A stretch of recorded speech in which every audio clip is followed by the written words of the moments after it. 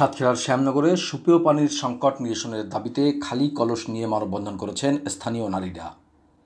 শনিবার বিকালে উপজেলার মুন্সীগঞ্জ ইউনিয়নের মথুরাপুর গ্রামের জেলেপাড়ায় participatory research and action network ও অ্যাকশন এইডের সহযোগিতায় স্বেচ্ছাসেবী সংগঠন স্বরূপ ইউথ টিম বিশ্ব পরিবেশ দিবস উপলক্ষে লবণ জলে জীবন জলে শীর্ষক এই মানববন্ধনের আয়োজন করে।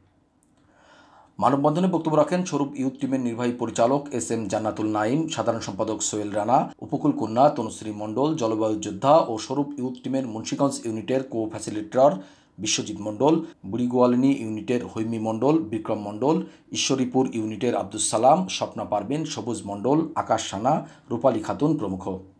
বক্তারা উপকূলীয় জেলাগুলোতে অঞ্চলভিত্তিক পানি সংকটের ধরন চিহ্নিত করে সুপেয় পানিতে সর্বজনীন ন্যায্য ও টেকসই প্রবেশগম্যতা নিশ্চিত করতে সরকারি বরাদ্দ এবং বিনিয়োগ বৃদ্ধি এবং পানি পরিষেবাকে আরও সাশ্রয়ী করার উদ্যোগ গ্রহণের দাবি জানান।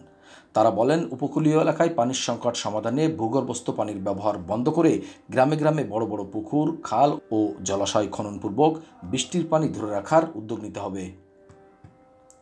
এ সময় তারা সরকারি পুকুরের ইজারা বাতিল করে সকলের জন্য সুপেয় পানি ব্যবহারের উদ্যোগ নেওয়ার আহ্বান জানান।